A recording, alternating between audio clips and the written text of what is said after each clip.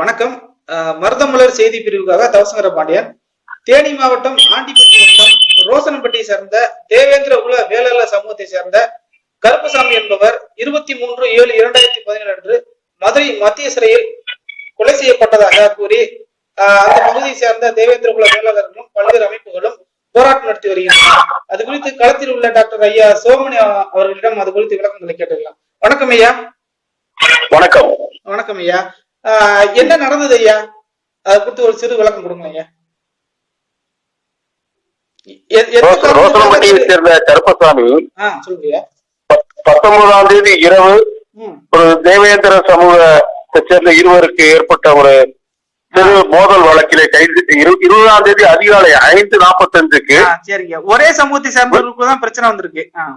ஆமா ஆமா, 2 பேரும் ஒரே சமூகத்தை சேர்ந்த இருவருக்கு தான் பிரச்சனை. 20ஆம் தேதி அதிகாலை 5:45 மணிக்கு ராஜதானி காவல் நிலைய காவலர்கள் அவரை அதிகாலை வீட்டிலிருந்து அழைத்து செல்கிறார்கள்.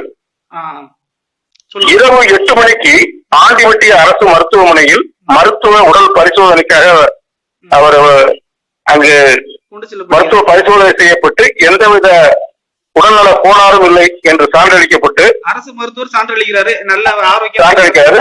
அவங்க மனைவியை சந்திக்கிறாங்க. எனக்கு உடம்புல எந்த பிரச்சனையும் இல்லை, எந்த வழியும் இல்லைன்னு அவர் சொல்றாரு. 20ஆம் தேதி நள்ளிரவு மதுரை மத்திய சிறையில் அடைக்கிறாங்க. 23ஆம் தேதி அதிகாலை 4:30 மணிக்கு மதுரையை சேர்ந்த காவலர்கள் கருப்பசாமியினுடைய வீடு இருக்கின்ற அந்த கிராமத்திற்கு வந்து ரோசனப்பட்டிக்கு வந்து அவர் மனைவியை அழைத்து அவருடைய தொலைபேசி எண்ணை விசாரிக்கிறார்கள். அவர் வந்து ராஜதானி காவல் நிலையத்தில் தான் என் கணவருடைய தொலைபேசி எண் இருக்கிறது அப்படின்றப்ப ஏதாவது ஒரு எண் கொடுக்கின்றப்ப அவருடைய தம்பி விக்னேஸ்வரியுடைய தொலைபேசி எண்ணை வாங்கி கொண்டு 2 காவலர்களும் சேர்த்து அந்த ஊரை கடந்த உடனே அவர்கள் தொலைபேசி மூலமாக அந்த எண்ணுக்கு தொடர்பு கொண்டு கருப்பசாமி சிறையிலே இறந்து விட்டார் என்ற தகவலை சொல்லுகிறார்கள். அவங்களுக்கு ஒரு தொடர்பு கொள்ளுக்கும் அந்த தொடர்பு எண்ணு கூட அவங்க வச்சுக்கல. மதுரை சிறைச்சாலையில் ஒரு கைதியோட நம்பர் இல்ல.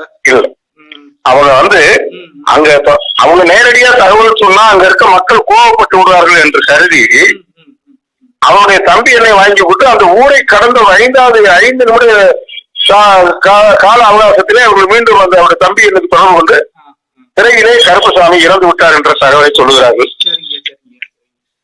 அப்புறம் இது குறித்து நீங்க வந்து போராட்டம் நடத்துறீங்க. எந்த மாதிரியான போராட்டம் நடத்துறீங்க? ஏதாவது வழக்கு பதிவுகள் செஞ்சிருக்கீங்களா?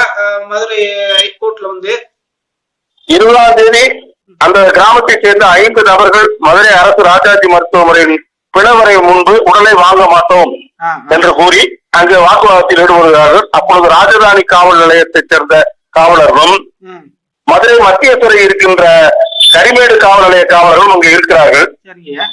அப்பொழுது மதியம் நீதிபதி வருவார். அவர் முன்பு நீங்க உங்களுடைய தரவுகளை சொல்லுங்கள் என்று சொல்லுகிறார்கள். அதே போல மதியம் 3 மணிக்கு அவர் வர்றாரு. நீதிபதி அம்மா வர்றாங்க. அவங்ககிட்ட அவருடைய ரத்த உறவுகள் 7 பேர் வந்து முதல்ல அவர் இறந்தவருடைய உடலை பார்ப்பதற்கு ரத்த உறவுகள் 7 பேருக்கு மட்டுமே அனுமதி கொடுக்கப்படுகின்றது.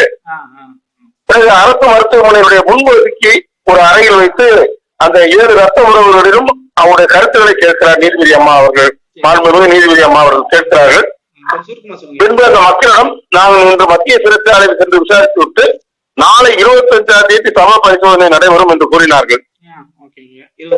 ஆனா 25ஆம் தேதி மாலை என்ன சொல்கிறார்கள்? சம பரிசோதனை முடிந்து விட்டது, நீங்கள் பிணத்தை பெற்றுச் சொல்லுங்கள் என்று கூறும்போது அவருடைய உறவினர்கள் நாங்கள் இல்லாமல் எப்படி நீங்கள் சம பரிசோதனை செய்யலாம் என்று அவர்கள் அவரோட வாய் தகராறில் ஈடுபடுறாங்க. உறவினர் இல்லாமே வந்து உங்களுக்கு தகவல் தெரிவிக்காம பிரேத பரிசோதனை செஞ்சுட்டாங்க நீதிபதி முன்னிலையில். ஆமா, இதுல நான் ஒரு விஷயத்தை தெரிவிக்கிறேன். கடந்த மாசம் ராமநாதபுரம் மாவட்டம் தொண்டியில் நம்ம சமூக உரிமை போராளி கோவிந்தனுடைய என்கவுண்டர், அதிலே கூட அவருடைய உறவினர்கள் யாரும் இல்லாமல் அங்க இருக்கிற ராமநாதபுரம் மாவட்ட தலைமை மருத்துவமனையில் நீதிபதி முன்னாலே உடல் பரிசோதனை செய்கின்ற ஒரு போக்கு அரசு துறையில் இருக்கிறது. நிறைய கொடுத்தாங்க. அது தொடர்ந்து ஒரு 2 நாளுக்கு 3 நாளுக்கு 4 நாளுக்கு ஆயிருந்தது. ஆனா இதுல ரொம்ப அவசரமாக பிரேத பரிசோதனை நடந்ததா தெரிகிறது. சரிங்க ஐயா, நீங்க இந்த காலத்துல எந்தெந்த அமைப்புகள் போராட்டத்துல இருக்கீங்க? தனியா இந்த விஷயத்தில் முதன்முறையாக அங்க இருக்கிற மக்கள் தமிழக மக்கள் முன்னேற்ற கழகத்துடைய தலைவர் தளபதி ஜான் பாண்டியன் அவர்களுக்கு தொலைபேசி வாயிலாக தகவல் கொடுக்கிறார்கள். சரிங்கய்யா. உடனடியாக அந்த அமைப்பினுடைய மாநில துணை பொதுச் செயலாளர் நல்லிசாமி உடனடியாக அந்த கிராமத்திற்கு சென்று அங்க இருக்கிற மக்களை வந்து ஒழுங்குபடுத்தி அந்த போராட்ட களத்திலே அவர்களை ஈடுபட வைக்கின்றார்கள். இதில் மக்கள் கண்காணிப்புத்தினுடைய பங்கு மகத்தான பங்கு. அவர்களுடைய அந்த ஒருங்கிணைப்பாளர் ஆசீர்வாதம் அவர்கள் வந்து முழுமையாக இந்த பிரச்சனையில் அவர் பணியாற்றி இருக்கிறார். அடுத்தபடியாக தமிழக மக்கள் முன்னேற்ற கழகத்தினுடைய மாவட்ட செயலாளர் தலைவர் ராமச்சந்திரன் அவர்களும், மாவட்ட செயலாளர் வழக்கறிஞர் சிவகுமார் பாண்டியன் அவர்களும், அதே போல அந்த பகுதியுடைய சட்டமன்ற உறுப்பினர் தங்க தமிழ்ச்செல்வன், அதிமுகவை சேர்ந்த தங்க தமிழ்ச்செல்வன் அவர்களும், திமுகவை சேர்ந்த ஆண்டிவட்டி ஒன்றிய சேர்மனாக இருந்த மகாராஜன் அவர்களும், மூத்த சமூக போராளி மேற்கலார்பட்டி சங்கையா அவர்களும் மற்றும் பல்வேறு பாட்டாளி மக்கள் கட்சி, விடுதலை சிறுத்தைகள் கட்சியை சேர்ந்தவர்கள் எல்லாருமே அரசியல் கட்சிகள் இருக்காங்க. சரிங்க, சந்தோஷம். இப்ப வழக்கு பதிவு ஏதாவது செஞ்சிருக்கீங்களா உங்களுக்கு? இல்லன்னா அத வந்து அவங்க மக்கள் கண்காணிப்பகம் வந்து டீன் மதுரை மெடிக்கல் காலேஜ் இன்று ஆஜராக வேண்டும் என்றும் பிரேத பரிசோதனை அறிக்கை தாக்கல் செய்யப்பட வேண்டும் என்று மதுரை உயர்நீதிமன்றங்களை உத்தரவிட்டிருந்தது. மாலை 6:30 மணி வரைக்கும் கூட நம்முடைய வழக்கு எண் 150ஆக இருந்தது. ஆனால் 136 வழக்குகள் மட்டுமே விசாரிக்கப்பட்டது. நாளை விசாரிக்கப்படும், நீதி கிடைக்கும் என்று நாங்கள் நம்பிக்கையோடு இருக்கிறோம். சரிங்க, சரி. ரொம்ப நன்றிங்க இந்த தகவலுக்கு. மீண்டும் இது குறித்த தகவலுக்கு அவங்களை தொடர்பு கொள்றோம். நன்றிங்க ஐயா. நன்றி, வணக்கம். வணக்கம், நன்றி, வணக்கம். மருதமலர் செய்தி பிரிவுக்காக தவசங்கர பாண்டியன்.